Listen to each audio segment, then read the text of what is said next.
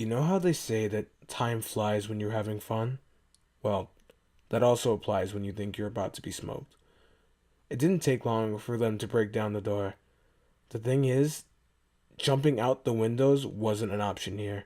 I tried opening a vent in the washroom, but they were already inside the apartment. I remember seeing Kane fish a pistol out of the kitchen cabinet before getting bodied by some behemoth of a man. This all happened in what felt like seconds.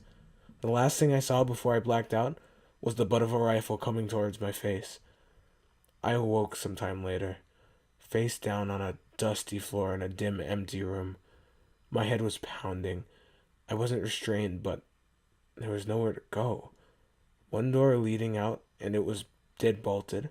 I turned my head to see Kane pacing on the other side. Look, I didn't lead them here. I tried to reason with him, but he looked pissed. Oh, I don't doubt that, he responded. Not on purpose, at least. They know that I can't help them. Would have tried a long time ago. He followed up with a sigh. This is fucked. I turned away from him and started feeling around the walls. I was under the delusion that there would be some kind of secret way out. A delusion it was. After my futile attempt to escape, I just sat down at a corner. There was no good ending to this, I thought. Kane seemed to read my mind because he chimed in. You can't tell them how to get there. He looked at me again. This time his demeanor was dead serious. You can't let that thing loose over there. That's not an option. Initially, I was annoyed. He was asking me to make what was surely torture and then death. But then I thought about it. This was bigger than me. There was no way out of it. The door suddenly swung open. About 5 people stepped in, all sporting those damn bags over their head. 2 had shotguns. You're awake. Good, said the one at the front. I instantly recognized that voice. Was it really? He slipped it off, revealing a big shit-eating grin. It was Jackson. I didn't have to be like this, you know. You could have just told me how to get there. I thought back to the conversation we had in the diner. I clearly told him what I had entered at the prompt. Did that not work out for him? But I put that thought to the back of my head. At the moment, I was nothing but angry. Look, it would have mattered, you psycho fucks. Would have ruined the world regardless. He just sighed. Ruin? Look, I don't expect you to understand, only to cooperate, but this world, it isn't right. It was a mistake.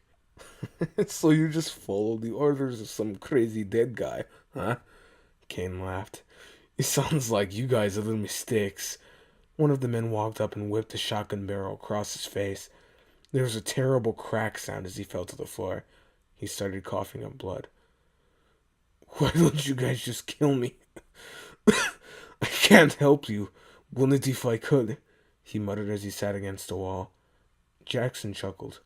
No, this is something we all need to see. The more people will stand witness, the better. It's the greatest salvation anybody could ask for.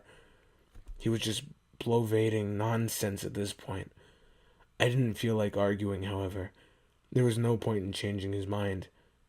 I had questions, though. How'd you find me? It doesn't make any sense. He walked over to me and reached behind my ear. I felt a sharp pain at the back of my neck as he pulled out what looked like a tiny computer chip. Oh, so that's what that was. I just let out an exasperated sigh. What the hell are you talking about? I spat at him, but then I thought about it. When those guys were shooting at me in the locker room, I swear I felt something hit my neck, but in the moment, you just really don't care. Jackson smiled as he saw the horror on my face. A look of pure contemplation was plastered across his face. I'll tell you that Blake told me. It's not for us to know. We don't belong here, and every second we remain, the universe deteriorates. We need to correct this. It's funny, these guys actually thought they were after something good. Blind faith, huh? I retorted. You guys are pathetic. Jackson scrunched his nose at this. His expression contorted into one of pure rage. That's enough! He gestured to the 2 men standing beside him. They started dragging me out of the room. As we left, I could hear Kane screaming at me, screaming that I couldn't give in. I tried wrestling the shotgun away, but it was a pathetic attempt. There was nothing I could do. They tossed me into another room. This time, it was larger. I guess the rest of the cult was also in there, because about 15 people stood, lining the perimeter of the room, all with those stupid bags over their heads. There was also a computer set up in the middle, wires running everywhere. They forced me into that chair in front of... A look of pure contemplation was plastered across his face. I'll tell you that Blake told me. It's not for us to know we don't belong here, and every second we remain, the universe deteriorates. We need to correct this. It's funny, these guys actually thought they were after something good. Blind faith, huh? I retorted. You guys are pathetic. Jackson scrunched his nose at this, his expression contorted into one of pure rage. That's enough! He gestured to the two men standing beside him. They started dragging me out of the room. As we left, I could hear Kane screaming at me, screaming that I couldn't give in. I tried wrestling the shotgun away, but it was a pathetic attempt. There was nothing I could do. They tossed me into another room. This time, it was larger. I guess the rest of the cult was also in there, because about 15 people stood, lining the perimeter of the room, all with those stupid bags over their heads. There was also a computer set up in the middle, wires running everywhere. They forced me into a chair in front of it and strapped my legs down. Go ahead, Jackson's voice echoed from behind me. Everybody's waiting. I refused at first. I really did, but I guess that's what they were expecting. First came the waterboarding. Don't even know if you experienced it, but it definitely wasn't pleasant. However, it also wasn't enough. What came next was almost it, however. One of the men took out a butterfly knife and started slicing my pinky toe off. Slowly. He did this over the course of what felt like an hour. Then came the salt. God. It was the pain that transcended anything I've ever felt before. He finally finished up by cauterizing it. You have 9 more. Jackson's voice oozed from behind me. You can't end this any time. You can die the way you're supposed to. Hearing him say that just gave me more motivation to tell him to fuck off. But I'll admit it. I was nearing my breaking point. The next part was excruciating beyond belief. They started scraping the skin off of my shoulder. It wouldn't have been so bad if it wasn't for the boiling water they poured on it afterwards. Ugh! Okay, alright, I finally blurted out. They stopped and started applying some cream to the burn. It was pure ecstasy. I heard Jackson breathe out what sounded like a sigh of relief. Smart guy. This was all a ruse, however. I just needed a break for a second. My plan was to get to the prompt and then flip the damn table over. They were going to torture me to death. I was going out with a bang. The human spirit, it's hard to break. A billion thoughts ran through my head as I went through the whole fucking process again. Memories of family and friends. Better times. I solved those riddles and encryptions until that damn question popped up again. Quid quiddus? I was about to enact my spree of destruction when I noticed something. Something small. In the corner of the monitor, it was hard to read, so I had to squint. It was text, just 2 words in English this time. Don't worry. I just stared at it for a second. What the hell was it supposed to mean? That's when I came to the realization. I recalled what Ben had told Kane. It was only Blake sitting at the computer in the basement. He was the only one watching. Everybody who saw this thing went insane and killed themselves somehow. The AI also knew that. I smiled to myself. I felt somebody poke at my back. Don't tell me you've changed your mind. We can change it back. Jackson's voice rang out. Don't worry, I responded. I answered the prompt question. What also seeks me? The familiar list of links soon appeared in the front of me. I started scrolling down, clicking on various links until a familiar question appeared in the corner. I clicked yes. And just like that, there they were, the 4 links. I leaned back in the chair. Well, there it is. First link's the one you're looking for. I watched as they all gathered around me. This the first time you're going to see it? I asked. I could see Jackson nodding out of the corner of my vision. Blake did make one mistake. He thought that we weren't ready. We were always ready. They unstrapped me from the chair. Jackson put his hand on my shoulder in appreciation. You don't know this, but you just did something good. Spare me, I responded. Is Ben still alive? I needed to know. Jackson nodded. Well, where is he? Why does it matter at this point? I just want to tell him to brace himself. I owe him that at least. Jackson sighed. He took out a piece of paper with an address and postal code scribbled onto it and handed it to me. Good luck with that, he gestured to a couple of armed members. Follow him out in case he lied again. They obliged. I could barely hold in my grin as they walked me out. They closed the door behind them and trained their shotguns on me. There was only one thing I could do at this point. I just waited and listened intently. There was a few muffled voices before silence. I started counting. 1, 2, 3, 4. And then came the screams. Even though I was expecting it, I still flinched. Kane was right. Those sounds should not have come out of a human being. The two guys guarding me flipped shit.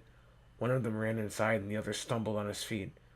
He was looking back and forth between me and the room, so I disarmed him easily and shot out his kneecaps.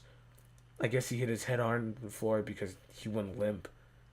That's when the cacophony of gunshots started ringing out from the inside room. It lasted for about 10 seconds and was followed by silence. With a shotgun in hand, I walked inside. Bodies were lying haphazardly scattered around the room. Pieces of the burlap sacks they were wearing were now stuck to the blood-stained walls. The monitor was face down on the floor, shards of screen everywhere. There was only one squirming figure left. Jackson. Guess he really was dedicated to this. He was muttering something incomprehensible as he snaked his way towards the stray pistol. I thought about finishing the job for him, but that'd just be putting him out of his misery. Instead, I went around the room and took the clips and shells out of every weapon. He gave me one last look before I left. His skin was paler than snow, arms and legs trembling, expression a mix of shock, dismay, and confusion. He looked as if he was pleading for something. I just flipped him off and closed the door right behind me. This is what he wanted, wasn't it? Kane jumped when I walked in. He seemed relieved at first and then horrified. Did you do it? The words faltered out of his mouth. I just shook my head. He exhaled in solace. He wanted to take a quick peek inside the room before we left, just to make sure. Jackson was still in there, twitching violently in the corner, facing away from us. That was the last I ever saw of him. This will be a pleasant surprise for somebody, Kane said before closing the door. We got out of there after that. Turns out we were in the basement of some abandoned factory outside city limits. We hitchhiked back into town. We got back to Kane's apartment, where he decided to buy me a plane ticket back. Least I could do, he stated. So, where to? You said you were from Delaware? I looked down at this address in my hands. No, I need to go to Vegas first, Kane chuckled. Drinking away this whole experience, huh? Understandable. He started booking the ticket. Do you want to see him? I asked, finishing up. He raised his eyebrow. See who? Ben. He paused, staring at the ground for a second before answering. No, not really. He looked back at me. Tell him I wish him the best, Law. Tell him to be careful. He said it in such a somber tone. I could tell he just wanted to be done with this whole thing. To never think about it again. Seeing Ben, it wouldn't have helped anything. He gave me some cab money before we exchanged goodbyes. I asked him one last thing before leaving. You think this is the end of him? He thought about it for a second before answering. It has to be. I started heading for the airport. I gotta say, it feels weird walking around with a missing toe. I'll get used to it, I suppose. Once in Vegas, I took another cab to the address. It was a run-down house in the middle of a sketchy neighborhood. I hurried in and started searching. I must have looked through the entire place before hearing a soft groaning from the basement. I hurried down there and started yelling Ben's name. The groaning got louder. It was coming from a room in the back. I tried the handle. Locked, of course. I eventually just kicked it down. Dust blasted me in the face as I walked inside. Ben was lying there on a dirty mattress in the middle of the room. He had bruises all over his body. His face, he didn't look like he'd eaten in days. There were packets of instant ramen strewn all over the floor. He turned over to look at me and smiled. Knew you could do it, he uttered out. I looked around the room. There was a small television set, smashed onto the floor. Yeah, they wanted me to watch it on the news. He grinned again. Like hell I was. I picked up and let him out of there. It's all right, I'm good, he said as he stabilized himself. Once we were outside, I took a deep breath. God, I don't want to think about what I caught in that dusty-ass room. I laughed. The shit was finally over. Ben got himself checked and patched up. I also got my shoulder looked at. We ended up hitting the slots, going to a seafood buffet and karaoke bar after. It was the best time I've had in a while. I was getting ready to leave the morning after. Ben said he had work to catch up on. Truth be told, so did I. I mean, it's not like my job would be waiting for me when I got back. You never actually told me who you worked for, or what you do for that matter. I said to him as we were getting ready to leave the hotel. He chuckled. Yeah, that was on purpose. Oh, come on. After all this and you're still keeping it a secret? I gave him a casual nudge. After all this, and you still want to know more? He pushed me back. It was my turn to chuckle. Touché. The cab ride to McCarran was quiet. So was the walk to the terminal. I was heading back to Delaware and he was going to South Korea. He finally spoke up about 2 minutes before his boarding call. I'd like to think that I do my best to try and protect the world from the strange shit that dwells within it. To try and secure the stuff out there that humanity should never see. To put them away in containment forever. He slapped my back before getting up to leave. Keep in touch, yeah? You know how to find me. And just like that, he was gone. I waited about 30 more minutes before my flight was ready to go. I slept like a baby the entire ride while I was in the air. When I actually got to my house, there was police tape surrounding it. I knocked on my neighbor's door to ask her what happened. I mean, I already knew, but I had to feign some kind of ignorance. She seemed surprised when she opened up for me. Apparently, she saw 2 men entering my house and called the cops that night I went to the diner. Everybody's been looking for you. Where the hell did you go? Sightseeing? I answered. Did they catch him? No, she responded. But they found these weird-ass cards all around your house. It said, like, FTLOG on the back or something. Who the hell were those nutcases? I chuckled to myself and thanked her. After explaining the situation to the cops and giving a statement, I was finally back at square one. Normalcy. I found a new job soon after and settled back into routine. It was over. But even though I try not to think about it anymore, it seems like a daunting task. Sometimes I just lie in bed, staring at the ceiling and trying to picture what I saw in my head. I still had too many questions. There were 3 other links, weren't there? What the hell were those? I tried to tell myself that I didn't care, but that was a lie. I think about what Kane said to me on a daily basis. You and Blake are the exceptions. Maybe it means something. Maybe it did mean something. I feel feel that sight calling to me constantly. I know that sounds strange, but I can sense it. Those links are just waiting to be seen by somebody. By me. The AI still tries to communicate as well. I've been getting small messages on the corner of my screen, even when I browse the Surface Web now. Are you satisfied? Is what they say. Now, that's a good question. Was I? In all honesty, I think that's probably one of my favorite stories. Well, hi guys and girls. I think I should start off by apologizing. I'm nowhere near as active as I'd like to be, but if you made it this far, I want to thank you for watching this video or maybe even watching the entire series. I want to say from this point on, I'm gonna try to be more active here. I don't know. I really am gonna try. I'm gonna start focusing more on the series stories, or rather continuations of smaller bits. But until then, stay scared.